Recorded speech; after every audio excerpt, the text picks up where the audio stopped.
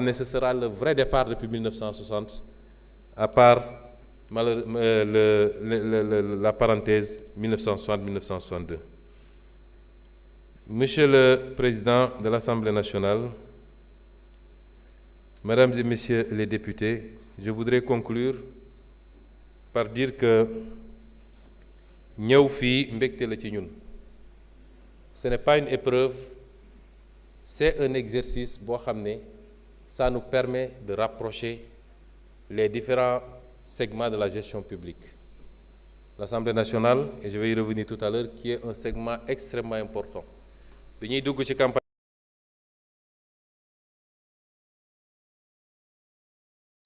mais dinaa ci dellu si léegi. Et l'exécutif à travers le gouvernement.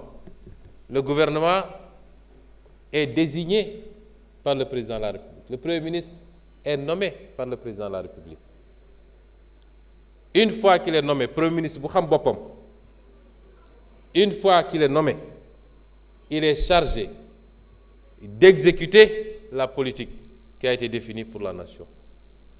Premier ministre bu xam boppam ci exécution boobu du ci xaar du ci demander autorisation day def liggéeyam ni mu ko war a defee et conformément aux intérêts du pays. dafa am lu ñu tàmmoon fii ci réew mi mooy premier ministre moom ab langet la rek buy làng suñ ko nee weex mu ne tal suñ ko nee ñuul mu ne kukk. C'est pas ça le premier ministre, c'est pas ça un bon premier ministre, et ce sera pas ça Ousmane Sonko. Te su ma nekkoon président de la République it soxlawuma premier ministre boo xam ne il est là pour dire oui monsieur, parfaitement monsieur. dama soxla premier ministre bu may wax dëgg, bu may jàppale pour ma performer. damay soxla assemblée nationale boo xam ne donte majorité la fa am du assemblée nationale boo xam ne daf may seetaan ci li ma bëgg. lu tardel Sénégal looloo ko tardel. kon ñi nga xam ne dañu am problème, Pastef tey moo nekk ci pouvoir bi. Pastef suñuy différent wax naa léegi benn ci différent boo xam ne am naa ko président de la République ci li jëm ci fonds politique yi. Les différends dans Pastef ne se règlent pas par des décrets. D'accord ma ak yow rek am naa sama décret loolu c'est pas Pastef, c'est pas Pastef. yaruñu militant Pastef ci loolu. Les militants se règlent, les difficultés ou les divergences se règlent ci ñu delloosi ko ci ëtt parti bi xool lan la ñu waxante woon suñu biir lan la ñu waxante woon ak sénégalais yi ñu ne lii mooy dëgg. dëgg bi nag ku mu dal ci yow xamal ni dëgg la. premier ministre nga, président nga, député nga, c'est pas important. loolu mooy Pastef. kon am naa contenté respecter agenda bi ñu ciy fixé date yi toujours d'accord parti. exercice bi ci exercice yu ëpp solo la dans l'exercice démocratique d'un pays. dégg naa ñu ci dem ba ne sax daf koo def pour gàllankoor yeneen activité wu keneen. ñooñu di ko wax ñenn ñu ne partisan président lañu mais ñoom ñi ngi affaiblir président. dans un pays soxlawuñu pour président def activité il faut que premier ministre arrête respirer. réew bi yaatu na li ñu war a def bëri na.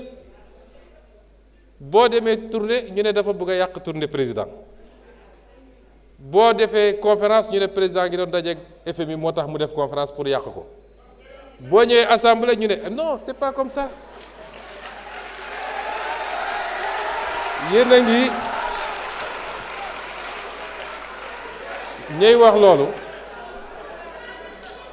wax loolu dañuy affaiblir président. dañuy jox image yu un président qui est fébrile. Le président n'a pas besoin de ça.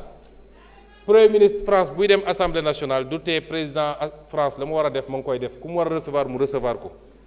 vraiment am na débat yoo xam dama koy seetaan Sénégal ba si yàgg ma ne te li koy andi ñenn ñi nee nañ partisan président lañu te li ñuy woon Sénégal yëpp mooy président bi il faut ñu xàllal ko parce que mënul demal boppam.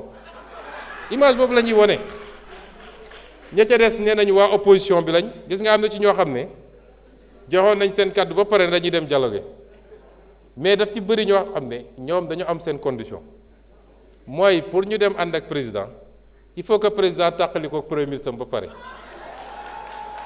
opposition boo xam ne seen stratégie yëpp mooy nañu fexe te ngeen dem opposé wu seen stratégie yëpp mooy nañu tant que il faut ñu tàqali ko pour ñun ñu mën a ñëw toog ci wetu président bi moo tax am na ñu décidé woon dem mais bi ñu taxawee gis président invité ma ñu ñëw xale yi ñëw ñu reetaan rek am na ñoo xam bu ñu gisee loolu seen xol yi gis nga kaani Saddam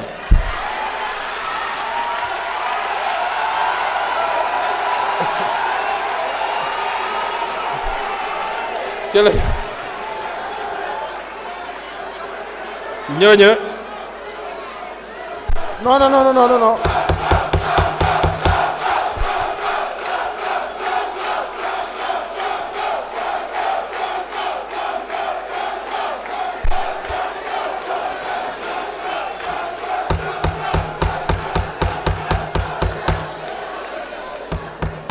am na ci ñu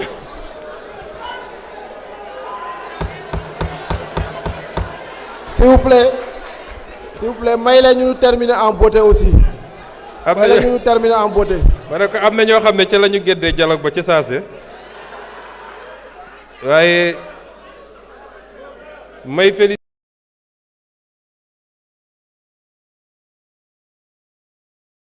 la législature est en train de donner à l'Assemblée nationale ses lettres de noblesse.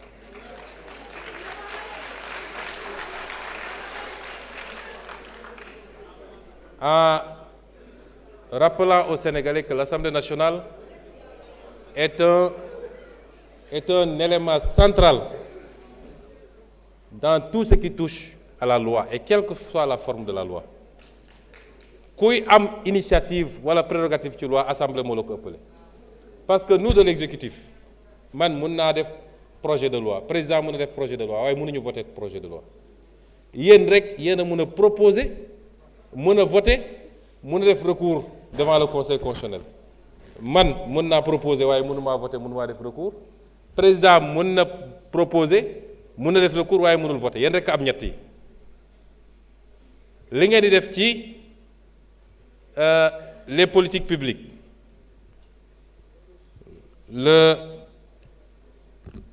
l'évaluation des politiques publiques li ngeen def ci leneen ak leneen vous êtes en train de redonner à l'Assemblée nationale sa véritable fonction. Or, une Assemblée nationale qui fait son travail,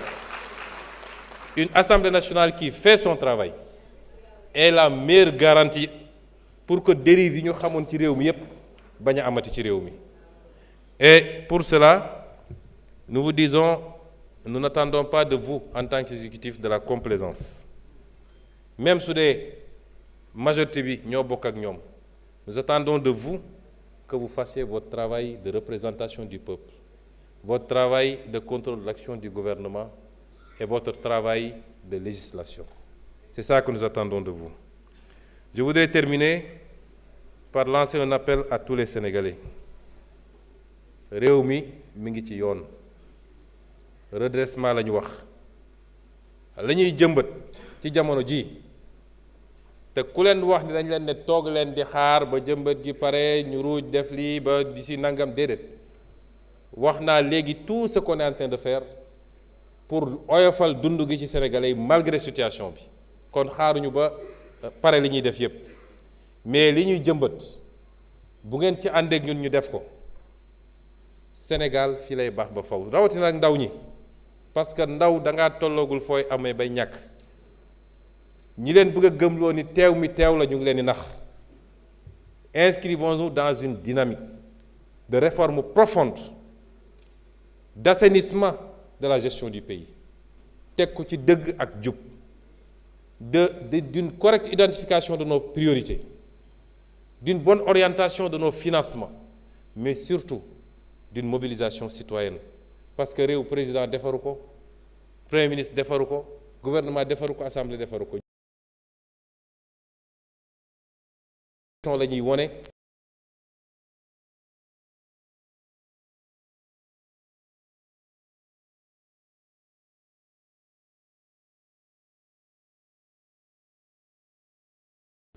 les questions de pouvoir ne nous obnubilent pas. Il y a des divergences, certes, c'est tout à fait normal. Divergence yàgg na am peut-être ni ñu koy manifester moo wute.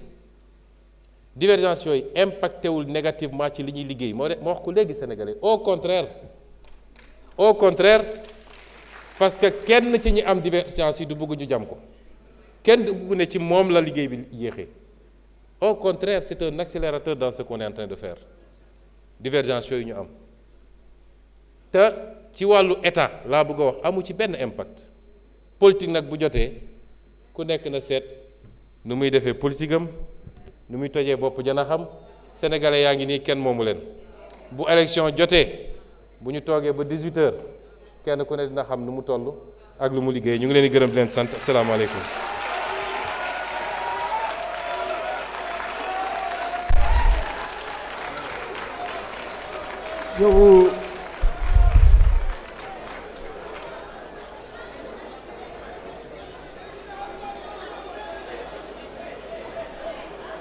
Chers collègues, ce n'est pas encore fini.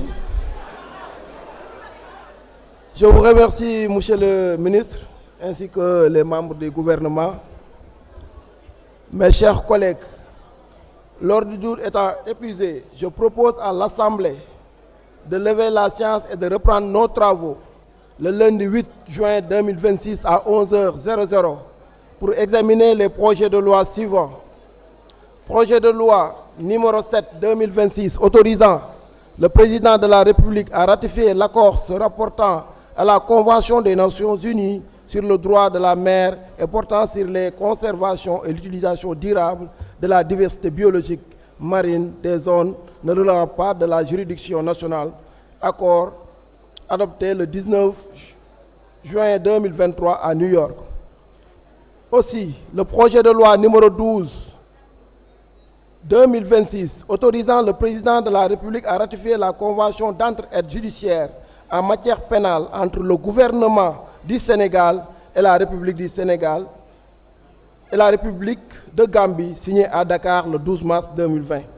Aussi, le projet de loi numéro 13/2026 autorisant le président de la République à ratifier les amendements à l'article 8 du statut de Rome de la Cour pénale internationale, CPI, adopté le 17 juillet 1998. Et enfin, le projet de loi numéro 14/2026 autorisant le président de la République à ratifier la charte constitutive de l'Organisation mondiale de l'eau signée le 28 mai 2025 à Riyad, Arabie Saoudite. La séance est levée.